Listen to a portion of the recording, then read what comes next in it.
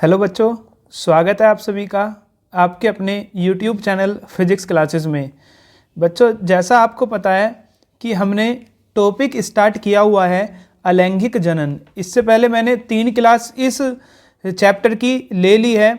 उस 3 क्लास को उम्मीद करता हूँ कि आप सभी ने देख लिया होगा, बहुत अच्छे से आपको वो 3 क्लास समझ में आई होगी।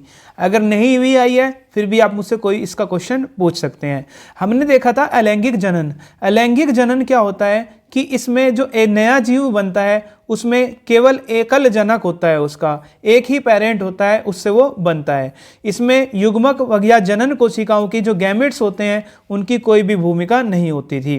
ठीक है, इसके बाद हम देखते थे कि अलैंगिक जनन किस किस में पाया जाता था। जीवाणु, कवक, एकल जंतु, कुछ हाइड्रा वगैरह ये थे। उसके बाद हमने एग्जाम्पल देखे थे और अलैंगिक जनन के हमने प्रकार देखे थे। हमने 3 प्रकार देख लिए थे। एक बार फिर से मैं आपको डिस्कस कर देता हूँ वो तीनों प्रकार कौन कौन से थे। सबसे पहला था विखंडन। विखंडन का मतलब क्या हो जाता था? टूट जाता था। तो इसमें आप देखेंगे कि जो केंद्रक है वो केंद्रक बट जाएगा और नए शरीर का क्या कर देता था? निर्माण कर देता था। जैसे किस किस में पाया जाता है? अमीबा में, प्लाज्मोडियम में और लेशमानिया में। कैसे होता है ये मैंने आपको डायग्राम समझा दिया था। अलैंगिक जनन का अमीबा के अंदर ये पेरेंट सेल है, ठीक है, ये डिवाइड करती है, टूटती है, इसका न्यूक्लियस क्या हो जाता है? टूट जाता है, ब्रेक हो जाता है और 2 अलग अलग न्यूक्लियस बन गए, नाभिक बन गए और फिर दोनों बॉडी क्या हो गई? अलग हो गई। एक ये जीव बन गया और एक ये जीव बन गया। तो एक जीव से 2 जीव बन गए, ये आपका कहलाता है जनन। और इसमें केवल एक ही जनक रिक्वायर्ड है, एक ही जनक के द्वारा ये 2 जीव बने हैं, इसलिए इसको बोलते हैं अलैंगिक जनन।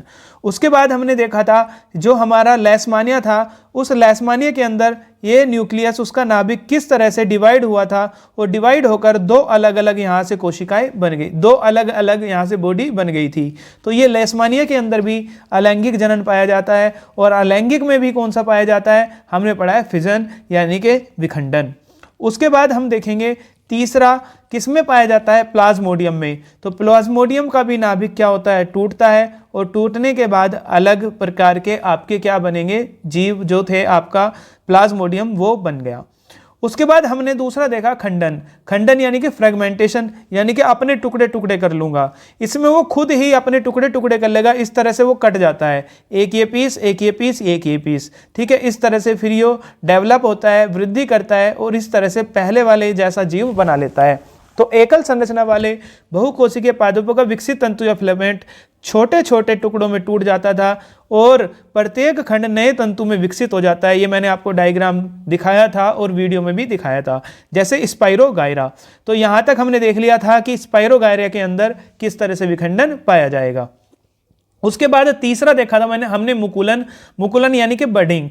बडिंग का मतलब होता है कि इनके शरीर पर एक उभार पैदा हो जाएगा। किस किस और ये उभार कुछ समय बाद उस जीव से अपने पेरेंट सेल से टूटेगा और टूटकर नया जीव बना लेगा। किस किस में पाया जाता है? आपका यीस्ट में, हाइड्रा में। किस तरह से होता है ये हमने देख लिया था। ये आपकी यीस्ट कोशिका है। इसमें आप देखेंगे कि यहाँ पर इनके बाहर जीव के थोड़ा सा उभार आया जिसको बोलते हैं बर्ड। ये बर्ड थोड़ा विकसित हुआ, बड़ा हुआ और बड़ा होकर टूट गया, यहाँ से टूट जाएगा अलग। तो इस तरह से यहाँ जनन हो जाएगा बडिंग के थ्रू। उसके बाद हम देखेंगे अलैंगिक जनन किस में? बडिंग में। बडिंग देखेंगे किसके अंदर? हाइड्रा में, ठीक है। तो हाइड्रा में इस तरह से जो पूंछ से निकली होती है उनको बोलते थे टेंटेकल्स। और इस तरह से इनके शरीर पर यहाँ पर पहले उभार आया, उभार आने के बाद ये थोड़ा डेवलप हुआ और ये डेवलप यहाँ से टूटकर अलग हो गया और पहले जैसा जीव बन गया। तो 3 प्रकार के हमने अलैंगिक जनन देख लिए थे। आज हम चौथे प्रकार का अलैंगिक जनन के बारे में बात करेंगे जिसका नाम होता है बीजाणु निर्माण, स्पोर फॉर्मेशन। क्या नाम होता है? बीजाणु निर्माण या फिर स्पोर फॉर्मेशन। तो इसमें क्या होता है कि कम विकसित पादपों में मोटी भित्ति वाली विशेष एक कोशिकीय रचनाएं होती हैं जिन्हें बीजाणु कहते हैं।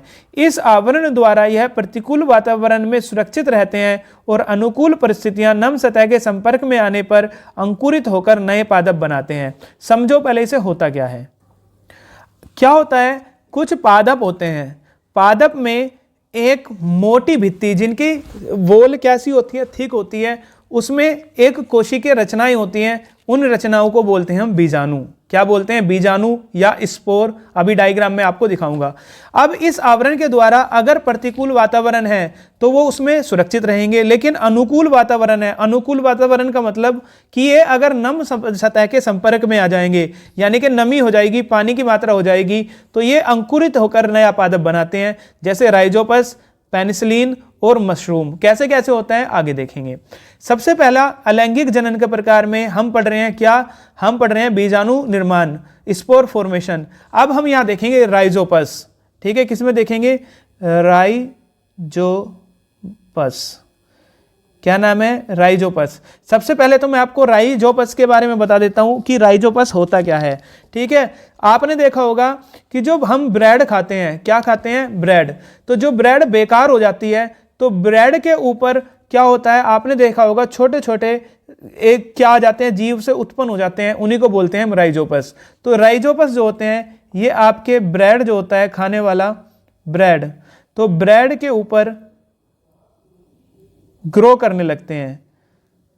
तो ये ब्रेड के ऊपर क्या करते हैं, ग्रो करते हैं। उसके बाद ये आप देखेंगे कि ये बहुकोशिकीय होते हैं। कैसे होते हैं, बहुकोशिकीय। कैसे होते हैं, बहुकोशिकीय, मल्टी सेलुलर। उसके बाद यूकैरियोटिक होते हैं, यूकैरियोटिक, यानी कि इनका नाभिक विकसित होता है बहुत अच्छे से। उसके बाद ये एक फंजाई है, ठीक है, क्या है, फंजाई या फुंगे। उसके बाद आप देखेंगे कि ये जो जनन करते हैं वो जनन स्पोर्स के द्वारा करते हैं।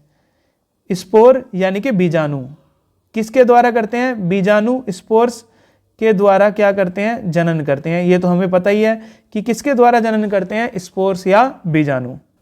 अब ये स्पोर क्या होते हैं, स्पोर आपके स्पेशल विशेष कोशिका होती हैं, सॉरी विशेष क्या होती है, कोशिका होती हैं, जो जनन के लिए उत्तरदायी होती हैं, जो जनन के लिए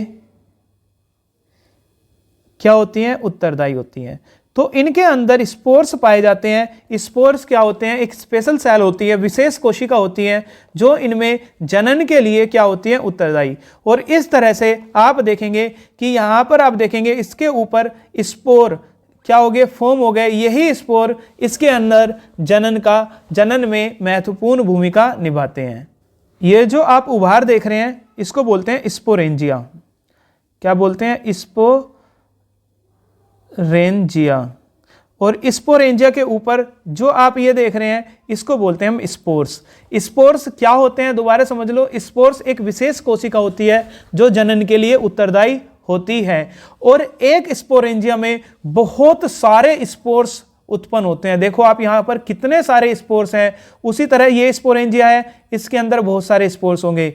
ये स्पोरेंजिया है, इसके अंदर बहुत सारे होंगे। ये स्पोरेंजिया है, इसके अंदर बहुत सारे क्या होंगे, स्पोर्स होंगे। ठीक है, और आप देखेंगे अगर कभी कभी स्पोर्स क्या होता है, जो ये स्पोर्स होते हैं कभी कभी प्रतिकूल इन्हें परिस्थितियां मिल जाती हैं जिसमें ये जनन नहीं करते, तो उससे बचने के लिए क्या करते हैं, ये कवर होते हैं एक थिक वॉल से। तो यहाँ पर जो ये कवर होंगे किस वॉल से होंगे, एक मोटी परत से, मोटी दीवार से ये कवर होते हैं। ठीक है, और बहुत ज़्यादा हल्के होते हैं और इनको आसानी से ट्रांसफ़र किया जा सकता है इधर से उधर। तो इस तरह से अलैंगिक जनन होता है किसके अंदर, राइजोपस के अंदर। किसके कारण, स्पोर्स के कारण। स्पोर्स कहाँ पाए जाते हैं, स्पोरेंजिया में पाए जाते हैं।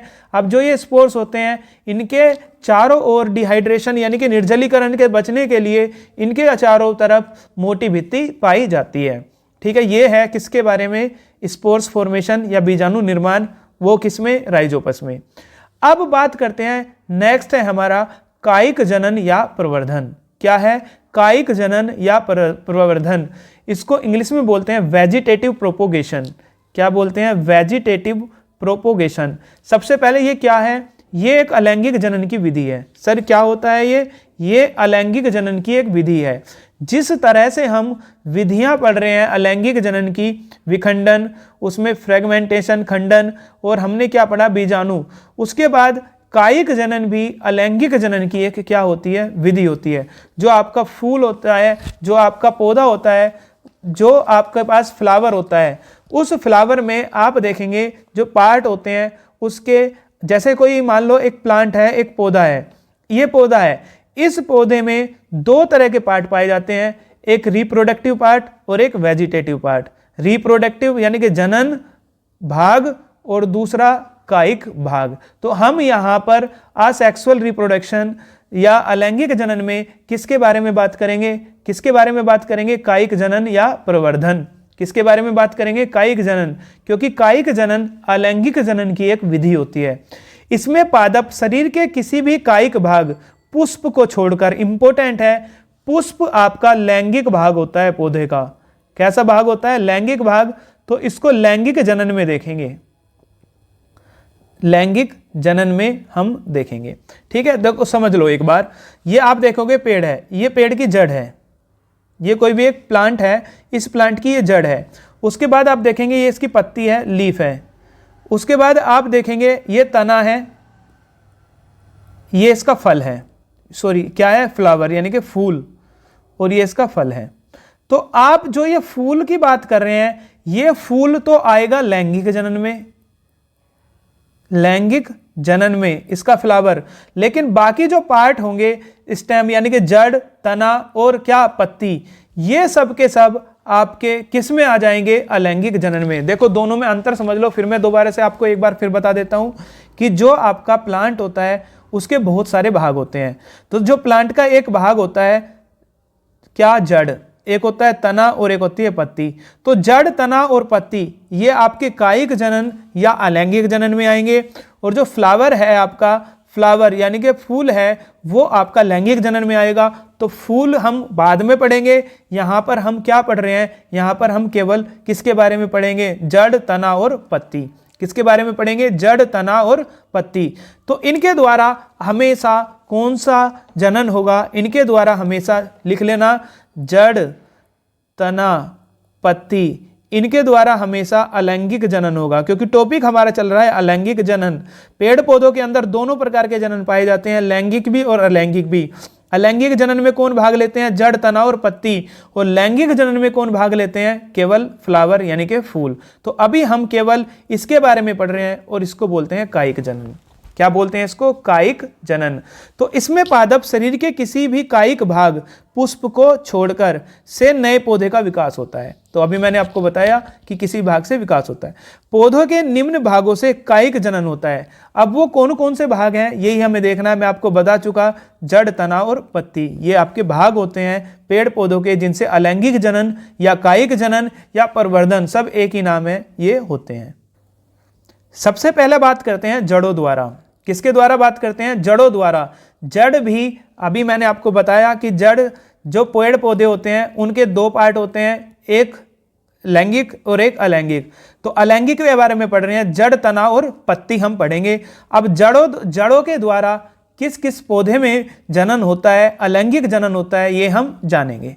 ठीक, तो जो जड़ है उसके द्वारा किस किस का विकास होता है? डहेलिया, आपने सुना होगा, डहेलिया का पौधा होता है। उसके बाद सतावर, शकरकंद, स्वीट पोटैटो और अमरूद। ठीक है, गवावा। इन सब में जो जनन होता है वो अलैंगिक जनन होता है, और अलैंगिक भी किसके द्वारा होता है? जड़ों के द्वारा। किसके द्वारा होता है? जड़ों के द्वारा। इसके अतिरिक्त हम देखेंगे कि तनों के द्वारा किस किस पौधे में होता है अलैंगिक जनन या कायिक जनन। उसका उदाहरण है तनों के द्वारा अदरक, हल्दी, आलू, अरबी, प्याज, लहसुन। इनके अंदर जो विकास, जो जनन होता है, वो जनन क्या होता है? तनों के द्वारा होता है। उसके बाद देखेंगे पत्तियों के द्वारा। आपने एक सुना होगा पौधा, उसका नाम होता है पत्थर चटा। क्या नाम होता है? पत्थर चटा।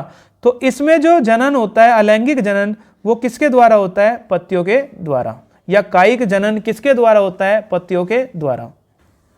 ठीक है, तो ये हमने पढ़ लिया जो पेड़ पौधे हैं उनका कौन सा पार्ट हमने पढ़ लिया? कायिक जनन पढ़ लिया या अलैंगिक जनन हमने पढ़ लिया। ठीक है, अब हम देखेंगे कि जो हमारा वेजिटेटिव प्रोपोगेशन है या कायिक जनन है या प्रवर्धन है, सब एक ही नाम है, या अलैंगिक जनन है, इसके क्या क्या लाभ होते हैं, क्यों करते हैं हम इसको। तो सबसे पहले देखेंगे जिन पौधों में बीज या तो नहीं बनते या बहुत कम बनते हैं। अब ऐसे कौन कौन से पौधे होते हैं? जैसे अंगूर, केला, गन्ना। ठीक है, क्या? गन्ना, गुलाब, चमेली, अनानास आदि। अंगूर, केला, गन्ना, गुलाब, चमेली, अनानास आदि, इनके अंदर या तो बीज बनेंगे नहीं या बहुत कम मात्रा में बनते हैं। तो अब बीज नहीं है तो कैसे इनको उगाया जाए, तो उसके लिए हम यूज करते हैं कायिक जनन।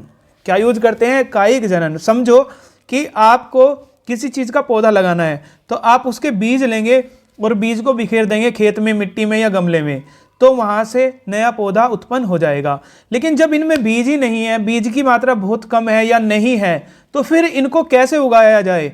अब उगाया नहीं जाएगा तो ये खत्म हो जाएंगे, विलुप्त हो जाएंगे। तो फिर अलैंगिक जनन का सहारा लिया जाता है।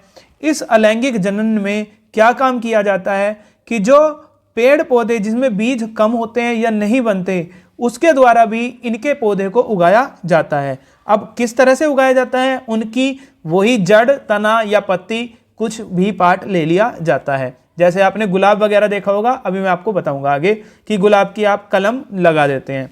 उसके बाद आप देखेंगे दूसरा, बीज बनाने व उनसे पौधे उगाने की क्रिया अधिक जटिल व धीमी है। वर्धी जनन या कायिक जनन द्वारा थोड़े समय में तेजी से नए पौधे बनाए जा सकते हैं। मान लीजिए आपने अंगूर के बीज लिए और उससे अंगूर का पौधा बनाना है, तो आपको अगर 30 दिन लगे, एक एग्जाम्पल मानता हूं मैं 30 दिन, लेकिन अगर आपने उसकी जड़, तना या पत्ती में से कुछ चीज़ लेकर उससे अंगूर का पौधा बनाना चाहा, उससे केवल 10 ही दिन लगते हैं। मतलब कि जो वर्धी जनन है या कायिक जनन है, उसके द्वारा आप पौधों को बहुत ही कम समय में तैयार कर सकते हैं। जबकि बीज के द्वारा अगर आप पौधा उगाना चाहते हैं तो वो प्रक्रिया थोड़ी जटिल होती है और वो प्रक्रिया थोड़ी स्लो भी होती है, धीमी भी होती है। तो दूसरा इसका कायिक जनन का ये लाभ है। तीसरा क्या होता है? पौधों के विशेष ऐच्छिक लक्षणों को पीढ़ी दर पीढ़ी बनाए रखा जा सकता है। अगर आप कायिक जनन करते हैं, प्रवर्धन करते हैं, अलैंगिक जनन करते हैं, वेजिटेटिव प्रोपोगेशन करते हैं, सब एक ही नाम है, तो इसके द्वारा जो पेड़ पौधे हैं उसके जो ऐच्छिक लक्षण हैं जो पेरेंट में थे, उसको आने वाले टाइम में भी बनाए रखा जा सकता है।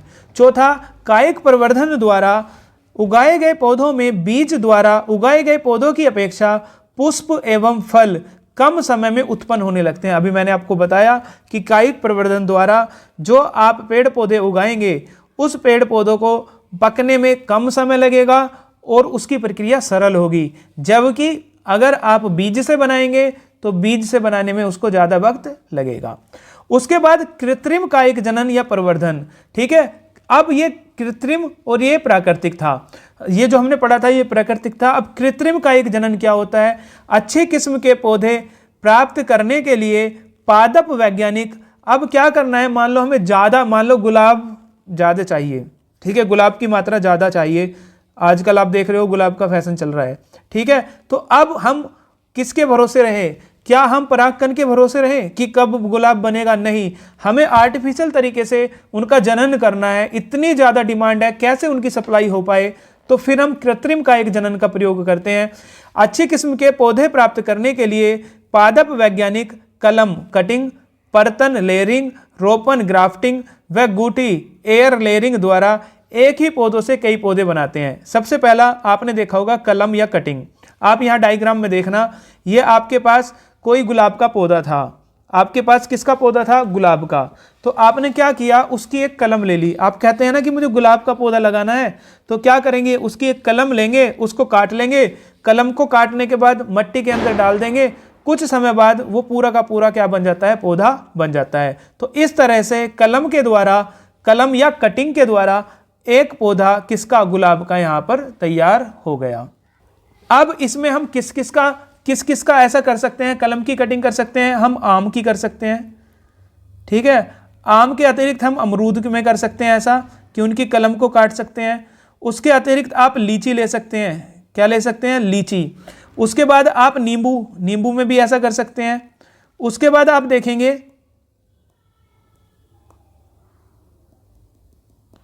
नींबू के बाद आप किस में कर सकते हैं? अभी मैंने आपको बताया, बहुत अच्छा एग्जाम्पल दिया, गुलाब। किस में कर सकते हैं? गुलाब में। उसके बाद मनी प्लांट में। तो इन सभी पौधों को आप किसके द्वारा?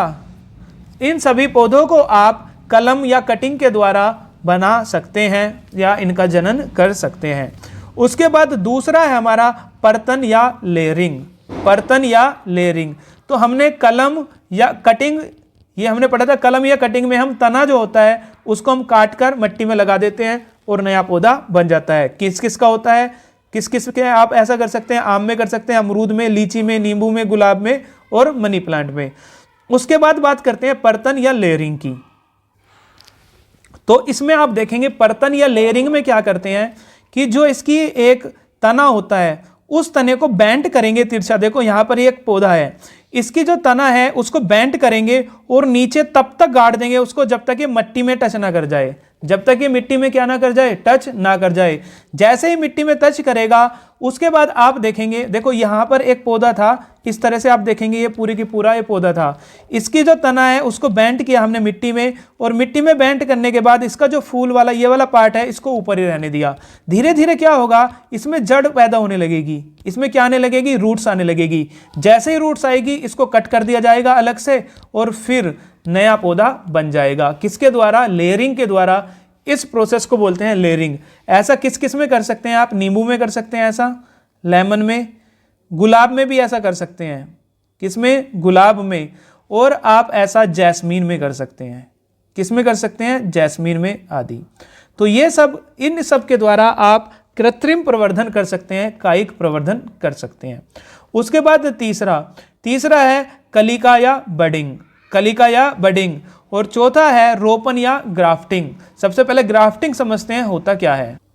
इसमें क्या होता है, एक पेड़ होता है, कोई भी पौधा है, उस पौधे के तने को बीच में से कट कर दिया जाएगा। देखो यहाँ पर डायग्राम में आपको दिखाया हुआ है कि पौधे के तनों को आपने बीच में से क्या कर दिया, कट कर दिया, और इसको कट करके एक किसी स्ट्रोंग पेड़ वाले तने पर हमने लगा दिया। समझ लो दोबारा, हमने किसी एक चीज का हमने पौधा लिया, उस पौधे के तने को हमने कट कर दिया और कट करके इसे दूसरे किसी पौधे पर जो मजबूत है, उसी कैटेगरी का है, उसके ऊपर हमने इसको लगा दिया, चस्पा कर दिया, चिपका दिया। और चिपकाने के बाद हमने क्या किया, कवर्ड कर दिया इसको ग्राफ्टिंग वैक्स से। रोपण जो मोम है उससे हमने क्या कर दिया, इसको कवर्ड कर दिया। कवर्ड करने के बाद इस तरह से नया पौधा बन जाता है। अब ऐसा किसमें देखते हैं, ऐसा हम देखते हैं आपके सेब में। किसमें देखा जाता है, सेब में। मान लो कोई सेब का पौधा है, कमजोर रह गया, तो उसके तने को काटा जाएगा और जो मजबूत है उसके तने के ऊपर उसको रख दिया जाएगा। उसके बाद हम देखते हैं संतरा। ये मत सोचना कि सेब को काटकर संतरे के ऊपर रख देंगे, नहीं, एक सेब को कमजोर को काटकर दूसरे सेब के पौधे के ऊपर रख देंगे। सेब, संतरा, उसके बाद आप देखेंगे तरबूज, ठीक है, आदि, ठीक है, इसके अंदर हम ऐसा करते हैं। और एक विधि है आपकी कलिका या बडिंग। क्या है, कलिका या बडिंग। इसमें क्या करते हैं हम, तो इसमें क्या करते हैं कि आप देखेंगे जो कलिका या बडिंग विधि है, इसमें कोशिका जो होती है उनको एक क्या किया जाता है, विशेष माध्यम में रखा जाता है। तो इस तरह से आप देखेंगे कि ये हमारे पास विधि है कृत्रिम कायिक जनन की।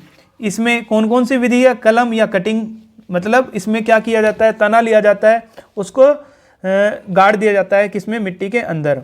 उसके बाद आप देखेंगे लेयरिंग। लेयरिंग में क्या होता है, एक तने को बेंड कर दिया जाता है, झुका दिया जाता है नीचे की तरफ, और वो मिट्टी में जब तक टच कर जाए थोड़े दिन बाद उसमें जड़ आने लगती है। अब इसके तने को इस तरह से काट कर अलग किया जाता है और नया पौधा प्राप्त हो जाता है।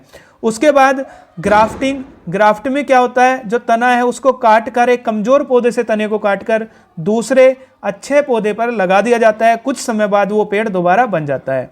तो इस तरह से आपकी कृत्रिम कायिक जनन या प्रवर्धन कंप्लीट होता है। अब हमारा जो टॉपिक चलेगा अगला, वो टॉपिक हमारा चलेगा लैंगिक जनन या सेक्सुअल रिप्रोडक्शन। तो आपका अलैंगिक जनन कंप्लीट होता है, यहीं तक था, इससे ज़्यादा कुछ नहीं पूछा जाएगा। अगर आपका कोई क्वेश्चन है तो आप पूछ सकते हैं। चलिए फिर मिलते हैं एक नई वीडियो के साथ। धन्यवाद, तब तक के लिए जय हिंद।